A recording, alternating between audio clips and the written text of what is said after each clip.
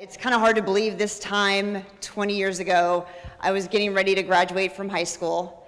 And few short weeks after that, I was gonna head out to join my sister in the long gray line at West Point. And it wasn't the first college that I wanted to go to. However, my father said, if you want to get your lifelong dream of being an airline pilot and flying around the world and driving that nice Corvette, be an Army pilot. So it didn't really matter if I believed him or not, because when your dad is a Vietnam Special Forces, LAPD homicide detective, when he says you're going to West Point, you're going to West Point.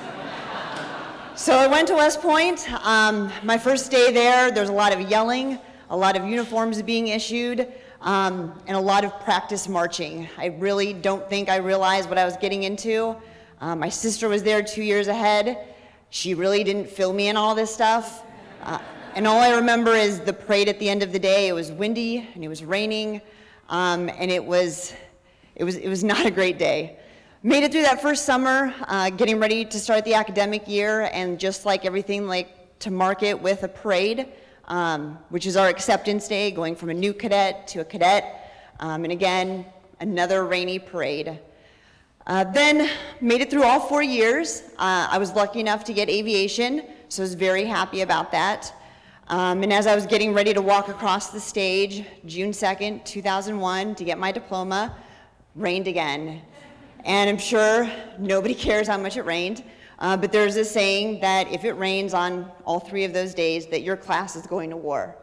So sure enough, a couple months later, I'm down at Fort Rucker waiting to start flight school, and walk in my living room, and I turn the TV on to see the second plane go in the Twin Towers. And at that moment, I don't think anybody realized how much our lives were gonna change. So I had about 1.5 years left of flight school. As I was kind of coming to the end of that time, I had a few months left. It was time to get our aircraft transition. Where are we gonna fly? Where are we going? I was high enough that I got Blackhawks, not Apaches, and I was going to Germany. That didn't last long. I traded it for Fort Campbell. A classmate and his wife wanted to go to Germany, so I thought I'll just trade. I don't have any connections there, it's fine.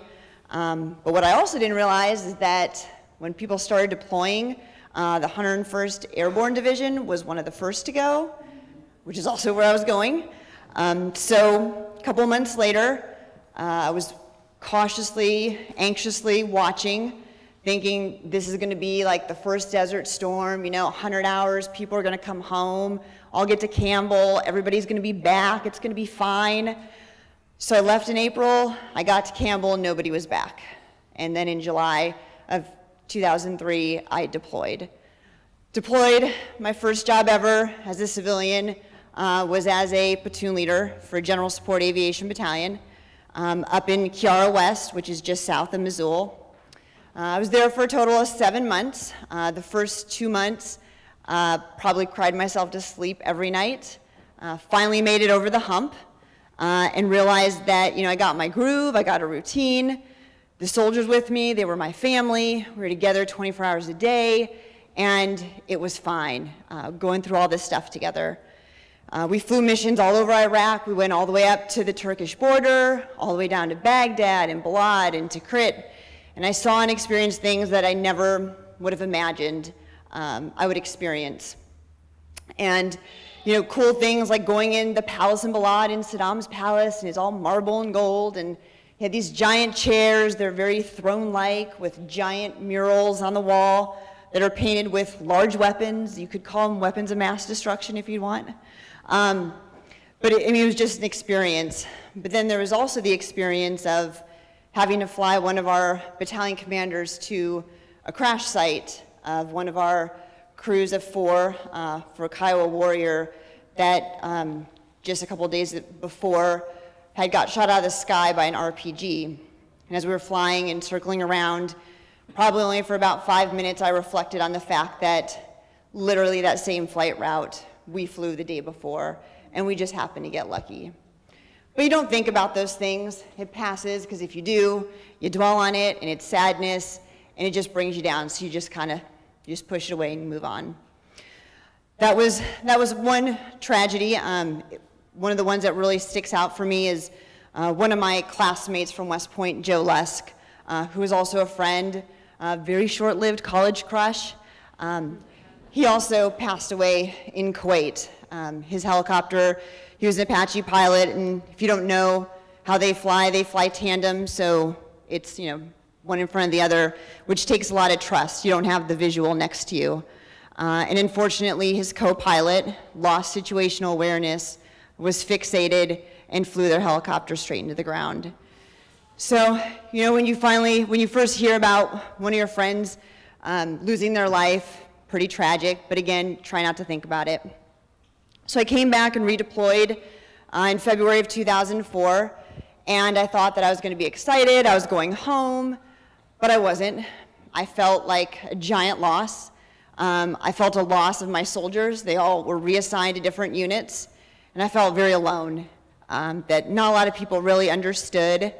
The loneliness turns into kind of anger and annoyance at civilians around you that don't understand how great of a life we have it, don't understand that running water is actually a pretty big deal, and flushing toilets, and even having a hair dryer. But eventually those feelings, they faded away too. And the years went on. I knew it quite a few more years left, 8 total, before I would be getting out. And started to see my friends and other fellow soldiers going on 2nd and 3rd, 4th deployments, and I'd only gone on 1. And I was so thankful, but I knew I wasn't gonna skate by without at least 1 more before I got out. So went down to the captain's career course again, and in one of the many safety stand-downs, I'm sure everybody can relate to those, where you're learning about some real life experience, and just getting taught by somebody else's accident or incident. This one particular time, they were playing flight recorders, and Apaches are one of those aircraft that have flight recorders. So as one of the incidents we were learning from, it just happened to be the recording of Joe, the moments before he crashed. So we're all sitting in the auditorium and you're listening to someone that you know moments before their helicopter crashes. And I think for me, that's when the dread started to really sink in, and just the sadness of I don't want to go back. Yes, the first time it was fine, but this is not going to be the same. It's not the same people. So went to Fort Riley in Kansas for my next unit. Had about a year before we were getting ready to deploy.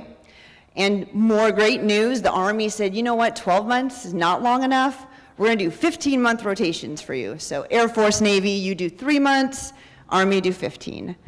So this time going over there, I was going as a headquarters company commander for another general support aviation battalion, and got to Kuwait, went up to Iraq, and again, just kind of had that sadness like before, and I thought, oh, I got 2 months, I'll get over the hump, I'll be fine, no big deal.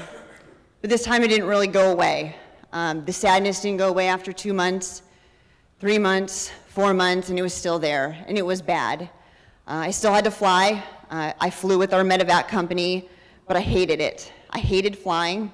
I hated thinking, this time I actually might not come home. I might not come home in one piece, and I didn't mentally feel like I was there. I'd walk to work about a half a mile every day. I'd get in my office and I would close the door and I would just cry. Nobody knew this. I had maybe 2 friends in my unit that I told, but it's not one of those things that you want to tell people because you're ashamed. I mean, I wasn't going to go tell anybody. I'm a company commander. I have to be strong for my soldiers. 18, 19-year-old kids there, people with young families. You can't break down, you have to be strong. So I finally talked to my flight surgeon, told him, and he said, well, we can give you some antidepressants, give you some medications, it'll help you feel normal. So do I do that or do I continue on? I had at least 10 more months or whatever it was at that point, swallowed my pride, I went on the medication, which also meant that I was grounded. I was not unhappy because I didn't want to fly. So I was medicated, but I felt normal, and I could function, and I felt level-headed, and I felt strong, and I was able to make it all the way through. I hated that I had to take the medication. I didn't tell anybody unless they needed to know. People would ask why I didn't fly, and I lied. I made up stories because it's not something to be proud of. I redeployed in December of 2008, got out in July of 2009, and I had done my 8 years, didn't want to look back, and for the next couple years, up until about 10 months ago, didn't really know what my purpose in life was, what it was I wanted to do, just kind of went with the flow and just settled into whatever that was. And about 10 months ago, I connected with a close friend of mine from West Point, and just started talking to her about where I was at. At that point, I'd already been married and divorced twice. My dad had passed away. He was also in Vietnam from Agent Orange, and just was telling her where I was at. I was about to get married again, probably divorced, and it just wasn't where I wanted to be, and I wasn't happy, and she just really helped me learn how to finally love, accept myself, and forgive myself.